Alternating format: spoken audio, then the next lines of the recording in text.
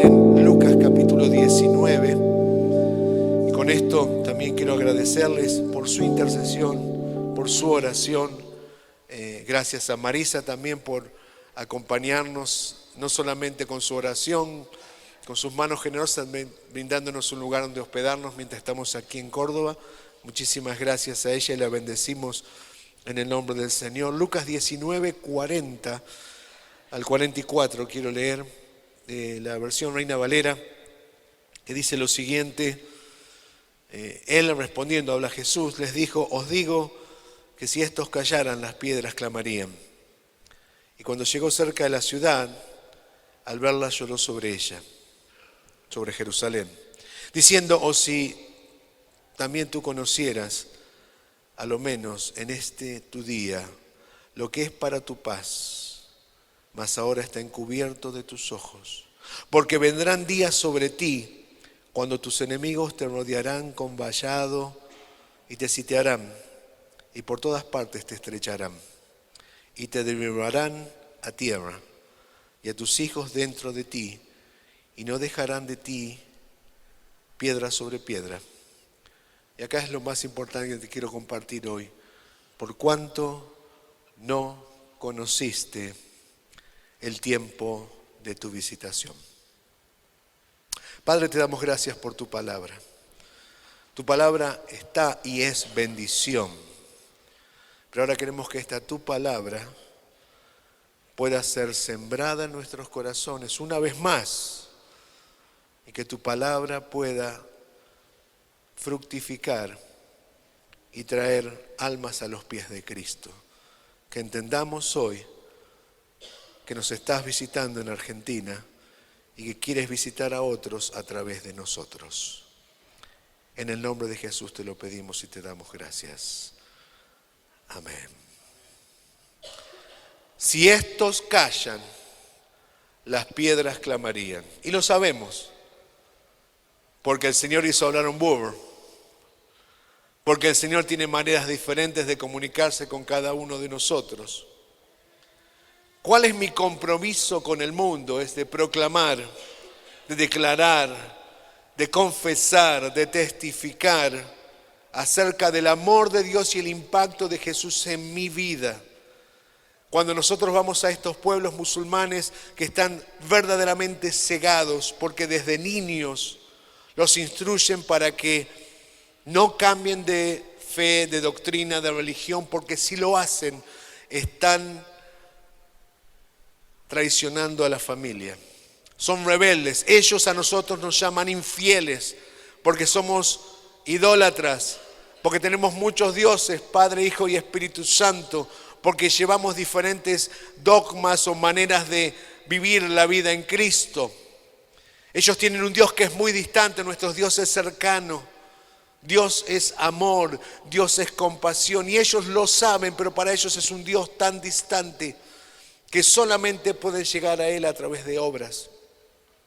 Orando 5 veces por día, confesando que Alá es el único Dios y que Mahoma es su profeta, dando sus ofrendas. Ellos el 2,5% de sus ingresos anuales lo dan para la causa. Eso se llama zakat. Yo digo zakat ponet, ¿no? Está también el hecho de viajar una sola vez en la vida, si es posible, a la Meca, a peregrinar a la Meca. Y por último, ellos ayunan 30 veces, una vez por año. Los 30 días seguidos. No que ayunás las galletitas de la mañana y te mandaste un café con leche con azúcar. Ayunar desde que sale el sol hasta que se pone el sol. No pueden ni siquiera los más radicales tragar la saliva, porque tragar la saliva es tragar algo, comer algo. Y cuando bajó el sol se comen una vaca. Y se levantan a las 3 de la mañana para comer, llenar la panza antes de que salga el sol. Pero ¿qué quiero decirte en esta mañana? Que el deseo de Dios, el corazón de Dios no late solamente por los cordobeses, que late por el mundo, que late por la prostituta, que late por el drogadependiente, que late por el homosexual, que late por el mal gobernante y el buen gobernante, que late por las madres solteras, que late por los hindúes, por los budistas, por los islámicos, que late por aquellas personas que parece que tienen una apariencia de que todo está bien, pero no está. Y si nosotros nos callamos, la naturaleza va a clamar. Por muchos años, Argentina recibió de Dios y tuvo diferentes tiempos. Un tiempo en que hace añares, cuando nosotros salimos a las misiones, un misionero era un oriundo de la provincia de Misiones. Hoy día ya es diferente, la gente tiene un poco más de cultura misionera. Pero hace 30 años atrás nadie hablaba de ir más allá de las fronteras de Argentina, salvo a Paraguay, a Chile, a Bolivia, a los hispanos parlantes. Cuando Dios comenzó a llamar a personas donde tenían que ir y sacrificar, por así decirlo, o invertir mejor para que no le pegue mal la palabra sacrificar, 3 o 4 años aprendiendo una lengua, aprendiendo a caminar, aprendiendo a comer, aprendiendo a vestirse, aprendiendo a cuándo hablar y cuándo no hablar. Si nosotros callamos, las piedras van a clamar. Si nosotros callamos, Dios va a enviar lo que envió ahora. Y yo no digo esto, perdón, rebobino y digo, Dios no envió la pandemia, pero Dios permitió la pandemia para que la iglesia despierte. Porque hasta el día de hoy vemos iglesias dormidas.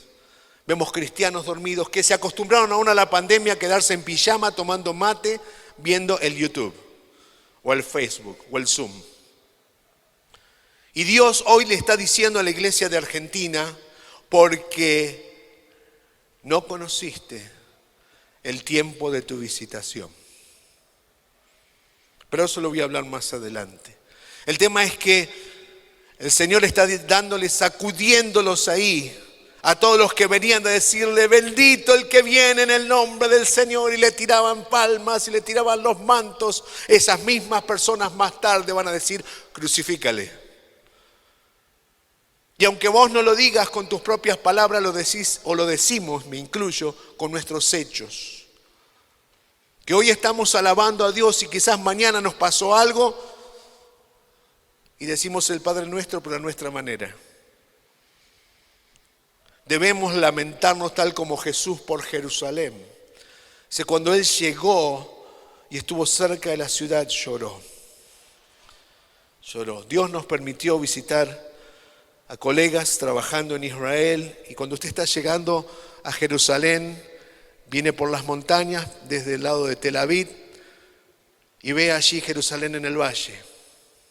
Y yo me imagino en este momento a Jesús levantando la vista así como la levantó tantas veces para ver las multitudes que esperaban una palabra de sanidad, una palabra de enseñanza, una palabra de esperanza. Pero esta vez Jesús no levantó su vista para dar esperanza, sino para llorar y lamentarse, porque Jerusalén 70 años después iba a ser destruida. Debemos lamentarnos por quienes aún desobedecen al llamado de Dios. Y no te estoy hablando que Dios te llamó para irte al África, o que Dios te llamó para ir a la China. Comenzá con los chinos que están a la vuelta de tu casa. Pero tenemos que lamentarlos porque hay un grupo de hijos de Dios que son muy buenos en orar, en dar tal como catedral de alabanza, de enviar misioneros, de enviar pastores, de sembrar obreros en el campo. Hay otros que tienen pies hermosos y van a esos campos, pero también está el grupo de los desobedientes. Y nosotros tenemos que lamentarnos porque acá Jesús está mirando a Jerusalén y diciéndole sinceramente, lloro, porque no entendiste, porque no comprendiste. ¿Sabe cuántas veces nosotros lloramos en el campo? ¿Cuántas veces quisimos tirar la toalla? Volviendo del campo de desplazados, teníamos más de 4.000 personas, 50% niños menores de 14 años, 15 años. Cuando llegamos allí en el año 2019, había un alto índice de malnutrición, por lo tanto había muertes seguidas, sobre todo de niños, infantes menores de 1 año. y la gente no tenía $10 para poder enterrarlo dignamente.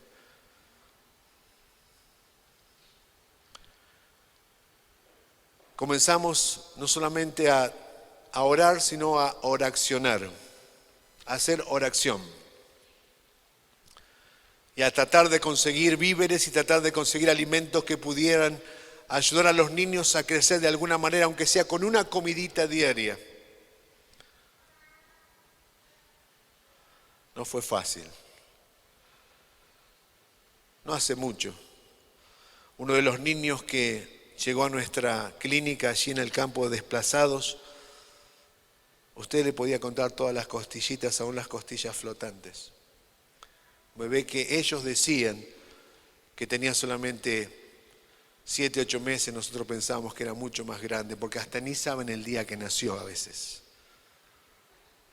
Y bueno, gracias a Dios se recuperó, lo mandamos a un hospital estatal que tenía un plan de nutrición y pudimos colaborar con el dinero para pagar la consulta, la internación. No era mucho, no estoy hablando de miles, pero era lo que no tenían. Y aún pagarles el transporte y la comida para quien cuidaba el bebé, que era su mamá o su abuela. El niño volvió muy bien, nos vino a visitar, no podíamos creer cómo había crecido, cómo estaba, no digo gordito, pero estaba rellenito. Y un día mi esposa estaba con un grupo de visitantes dando vuelta en el campo para mostrar a la gente lo que querían ver, que es la necesidad. A veces alguno mira y tiene lástima de la gente, no tiene compasión. Porque la lástima te hace llorar, pero la compasión te hace actuar. Y acá Jesús está llorando, pero Él va a actuar más adelante. Porque cuando llega el momento de pasar la copa, no dice, no, pará, llamalo al pastor David, yo me mando a mudar. No, Él dijo, me cuesta pasar esta copa, pero acepto tu voluntad. Y cuando llegó a una de las casitas, ese niño que habíamos tratado de ayudar y salvar, estaba dentro de una bolsa de arroz, muerto. Porque había pasado días con fiebre y sus padres no se acercaron a la clínica y el niño seguro que murió de malaria.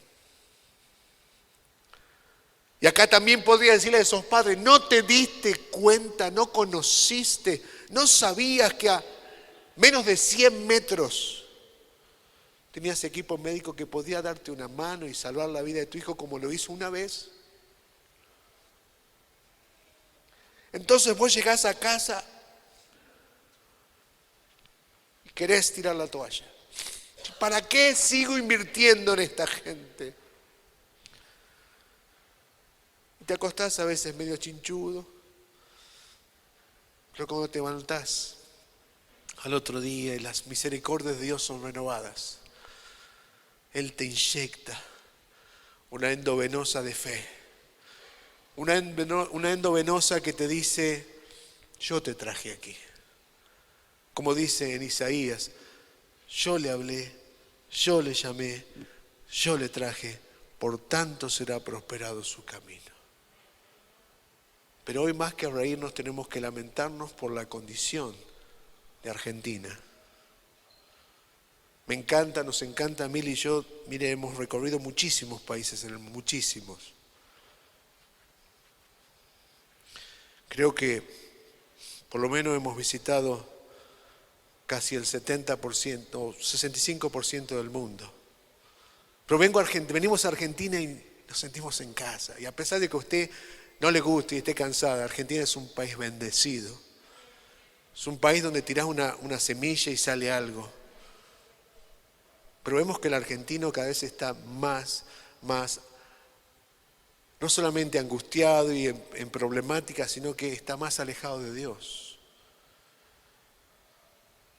Lamentarnos por ellos, lamentarnos por aquellos que muchas veces le dicen sí a Dios, se van al seminario y cuando salen del seminario terminan en el mundo. Tenemos que entrar en el río de Dios para que Dios nos moldee mejor la palabra, para que Dios nos marque, para que Dios saque las asperezas de nuestra carnalidad. Cuando llegás al campo misionero no podés ir aún sobre todo en Mali, un país 94-95% musulmán, decir, ay, soy cristiano, porque cristiano significa todo lo que hay en Hollywood, la promiscuidad y todas esas cosas que se ven hoy día gracias a las redes sociales y gracias a la televisión.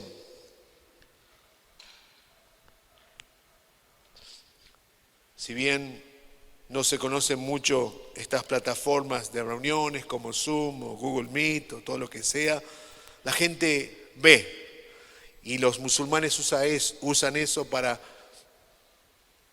atacarnos y rechazar la palabra de Dios.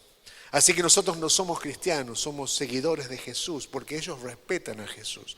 Saben que Jesús fue un profeta para ellos, que sanó, que ayudó, que multiplicó, que hizo tantos milagros. Entonces, cuando uno le dice, no, un momento, yo soy un seguidor de Jesús, entonces ya ahí te prestan atención. El hecho de tener que aprender una lengua. Hay un hermano, un pastor llamado Thompson, que dijo, aprender una lengua lleva sentarte y tomar 10.000 tests. Y no hablo de tests, de pruebas, tomar un té con una persona. Después que tomaste 10.000 tests con alguien, vas a poder hablar con alguien en su lengua, la lengua del corazón. Los argentinos estamos muy acostumbrados a los resultados rápidos, al café instantáneo, al soplar, como decimos, y hacer botella. Pero lo importante en el reino de Dios son los procesos más que los sucesos. El Tony y la Mili, como dicen ustedes acá, hoy se paran de una manera muy diferente a la que se paró hace 27 años. Porque íbamos con un ímpetu de ganar y tener victoria, y hacer esto y hacer lo otro, y cuando nos acabó la guerra y perdimos todo, y Mili perdió a su papá, y al mes nos enteramos por una carta, y pasamos sufrimientos, pérdidas, luego muerte de padres, amigos que ya no están más. No es fácil. Y no, acá no me estoy quejando. Acá estoy diciéndoles que hoy nos podemos parar por la gracia y la misericordia de Dios y decir nuevamente, Dios es fiel. Si Dios llamó, Dios respalda. Si Dios te llamó, Dios te provee. Si Dios te llamó, Dios abrirá caminos donde no lo hay. Y vas a cantar, aunque sea en voz baja para que no te escuche el vecino, hay poder en la sangre de Jesús. Y vas a decir cuán grande es Él. Y vas a adorar y bendecir su nombre. Pero eso va a pasar cuando cada uno de nosotros tomemos nuestra responsabilidad. Ojo, que el silencio de Dios no significa abandono. Porque muchas veces vemos que los cielos están cerrados, y que no hay provisión, y que no hay lo que uno está buscando o queriendo o necesitando. Dios jamás nos abandona. Dios está. Aunque no lo veamos, Él está. Y Él está obrando, y le está moviendo su mano de poder y de gracia. Lo interesante es que nosotros podamos tener oídos atentos para conocer el tiempo de su visitación, para saber qué hacer. El año 2019, el 25 de enero, mi papá partió a la presencia del Señor. Súbitamente se descompuso. Mi hermana me mandó un mensaje por WhatsApp diciendo, papá se descompuso, lo llevamos al hospital, y 15 minutos más tarde, papá ya no está más. Eso fue muy duro. En segundo lugar, tuvimos un problema en nuestro equipo de trabajo. Fue muy, muy, muy duro. Y sinceramente, muchas veces pensamos en decir, armamos las valijas y nos volvemos. Porque a veces, la iglesia quiere escuchar las victorias y no las luchas que uno tiene en el campo. Como al pastor. Uno lo quiere al pastor acá parado los días de culto y que cuente y que anime, pero nadie le va a decir, pastor, ¿cómo está? ¿Qué necesita, pastor? Le hago una tortita, le mando unas tortas fritas que está lloviendo, le compro unos criollitos. No, porque él es el pastor. Y él tiene que estar siempre bien. Y mes de marzo del año 19, pasando por un valle de sombra de muerte, recibimos una llamada de nuestro hijo por WhatsApp, nuestro hijo Ezequiel, nuestro hijo mayor, y no sé por qué se cortaba y se cortaba y se cortaba, y al final le dijimos en un grupo que tenemos ahí, dijimos, por favor, por lo menos manden un audio, digan algo, porque ¿qué pasa? Porque uno puede pensar otro problema más en casa, y estamos a 14.000 kilómetros, no acá a la vuelta. Y ellos nos estaban diciendo, hablamos con el pastor porque ellos habían dado de baja su proyecto para ir a Chad. No al Chad, sino a Chad, con D. Usted puede verlo después aquí en el mapa. Y dice, el pastor quiere que vayamos a servir con ustedes, allí a Malí. No se imaginan nuestros corazones. Dios estaba inyectándonos esa endovenosa de esperanza. Pero ahora Ezequiel no venía como el hijo venía como misionero. Y tuvo que conocer y aprender cuáles eran sus tiempos. El venir con 2 hijos, uno de 3 y una nena de 1 año. Y monedas, 3 y medio y 1 año y monedas. Y el hecho de pasar por diferentes procesos que no fueron fáciles, porque una cosa es ser el papá de ella, otra cosa es ser el pastor o el líder de. Pero bueno, nos adaptamos y él fue el que encontró esta tarea entre los desplazados. Él pudo ver la necesidad y nosotros nos acoplamos. Él entró a un campo de refugiados la primera vez con 5 años. Ahora entraba con 29. Ya no como el hijo de, sino como él, el siervo. Y tuvimos que adaptarnos y nosotros nos acoplamos a esa tarea, más allá de todo lo que teníamos haciendo. Pero hay que trabajar en paz. Porque fíjese el versículo 42, dice, si también tú conocieses a lo menos en este tu día lo que es para tu paz. En otra parte dice, si conocieras cuáles son los tiempos de paz. Conocer la paz del Señor, experimentarla antes de llevarla a otro lado. Porque para hablar somos muy fáciles. Tenemos un vocabulario evangélico muy alto. No es lo mismo estar diciéndole por un mensaje a alguien, te acompaño el sentimiento, estoy con vos, que estar al lado de la persona. Y para llevar la paz del Señor tenemos que experimentarla primero nosotros. Ponete la mano en el corazón y pregúntate, ¿estoy verdaderamente experimentando esa paz que el Señor me ofrece? Esa paz también va a ser la puerta del llamado para otros en momentos de dificultad. Y a veces la puerta no está totalmente abierta, a veces está entreabierta. Y que en el tema de la paz tenemos que entender que no somos necesarios, tampoco imprescindibles. Que si nosotros nos callamos la boca, las piedras van a clamar. Pero que podamos entender cuál es su paz. Dice, más ahora está encubierto a tus ojos, le dijo el Señor. Aquellos que se escondieron porque Jesús había muerto y estaba allí en una tumba. Cuando se les aparece el Señor, ¿qué es lo que le dijo? Paz, shalom. Mi paz os dejo, mi paz os doy. No es la paz como el mundo la da. La paz no te la da un Valium o un lorazepam. La verdadera paz de Dios te da esa tranquilidad que puedes hacer la plancha en el río de Dios.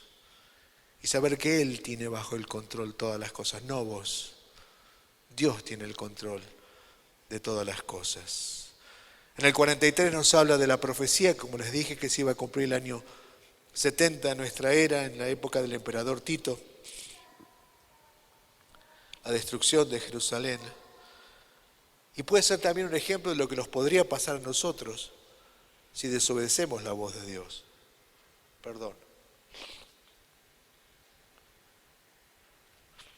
Porque si no podés ir y llevar el mensaje de Dios, tenés que enviarlo por lo menos. Si no sos pies hermosos, tenés que ser manos generosas y rodillas fieles. Por lo menos comenzar por las rodillas. Aunque no te puedas arrodillar como me pasa a mí en estos tiempos. Pero que puedas dedicar un tiempo no solamente a orar a dame, sino también a toca, bendice, sana, prospera, abre puertas, envía obreros donde no hay obreros, a plantar iglesias, a los campos misioneros. Y por último, no conociste el tiempo de tu visitación.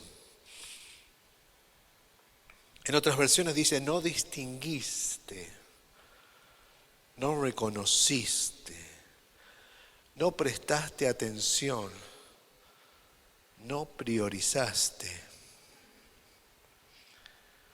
para corregir, para enseñar, para liberar, como cuando Dios llamó a Moisés, para que librara al pueblo del yugo de esclavitud de Egipto. ¿O estabas ocupado en otros asuntos? ¿O no quisiste oír la voz de Dios como le pasó a Jonás?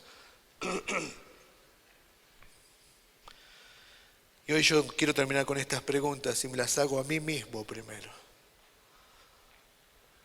¿Cuántas oportunidades más voy a tener para aprovechar la visitación de Dios? ¿Quién me va a ayudar a distinguir lo que Dios quiere decirme? ¿Hasta cuándo será el Señor paciente conmigo? ¿Qué debo hacer? ¿Cómo debo prepararme para no desperdiciar este tiempo de visitación y de llamado de Dios y no de vuelta? Aclaro, no hablo de irse al África pero un llamado de atención para oír la voz de Dios y hacer lo que Dios quiere, no lo que yo quiero. Después de 5 años en Mali, como usted veía en el video, Dios nos está llevando a un nuevo desafío a la otra punta del continente, a unos 5 o 6 mil kilómetros de distancia, o quizás más, en África Oriental, un país llamado Tanzania o Tanzania, que tiene un par de islas que son 99% musulmanas y que tiene la ley islámica o la ley sharia, que todo aquel que se convierte va a sufrir y tiene que regresar al Islam. Va a sufrir. Vamos a trabajar con una pequeña iglesia que está comenzando que tiene 6 o 7 miembros. Todos ellos es musulmanes. Y cada uno ha pasado por diferentes niveles de persecución. En esta pandemia, en el año 21, el nivel de persecución a los cristianos evangélicos aumentó el 60%. Y usted dice, pero estamos encerrados. Aumentó. Hubo 4.554 iglesias que fueron atacadas o quemadas. Aproximadamente 17.000 cristianos murieron durante el año 2021. Pero a veces nosotros decimos, mientras a mí no me toque, o somos como Ezequías, bueno, por lo menos no va a pasar durante mi reino. A mi familia no lo va a tocar. ¿Hasta cuándo? Y por eso Dios quiere que vayamos a Tanzania a ayudar a esta gente a que pueda crecer y sea bien plantada la iglesia y se planten otras iglesias y a su vez la iglesia nacional, que es muy fuerte. Usted veía una foto ahí, una iglesia multitudinaria, está en el mismo lugar donde hay 99% de musulmanes, pero ellos trabajan puerta hacia adentro. Ellos allá, nosotros acá, estamos todos bien, somos un pueblo muy feliz. Y me encantaría en algún momento, si el Señor me da la oportunidad, decirle a la iglesia lo mismo que le estoy comentando a usted en esta mañana. No conociste el tiempo de tu visitación. Por eso el desafío que tenemos no es de solamente acompañar a los que se convierten o ayudar a que algunos entren al reino de Dios y plantar su iglesia, sino también a enviar 200 misioneros africanos que puedan ir a 40 naciones donde aún el evangelio no es conocido. Para terminar, dice en Romanos capítulo 11, versículo 29, porque irrevocables son los dones y el llamado de Dios. De vuelta repito la pregunta y oramos al Señor. ¿Cuántas oportunidades más voy a tener? ¿Hasta cuándo el Señor va a ser paciente conmigo? Espero que en esta mañana podamos recapacitar y darle gloria a Dios y decir: Señor, hoy estoy dispuesto a ir a esa vecina que me hace la vida imposible. Hoy estoy dispuesto a hablar con mi pariente que no hablo hace tanto tiempo. Hoy estoy dispuesto a evangelizar mi campo misionero en mi casa. Hoy estoy dispuesto a aceptar el desafío del tiempo de visitación. Padre Dios, te queremos dar gracias en esta mañana. Muchas gracias porque tu Espíritu Santo es aquel que conoce nuestros corazones. Muchas gracias, Espíritu Santo, porque vos conocés a cada uno de mis hermanos y hermanas aquí presentes. Tu palabra jamás vuelve vacía. Y mi oración en esta mañana es para que esta tu palabra no solamente entre por nuestros oídos, sino que sea enracinada en nuestros corazones y podamos pasar a la oración y a la acción.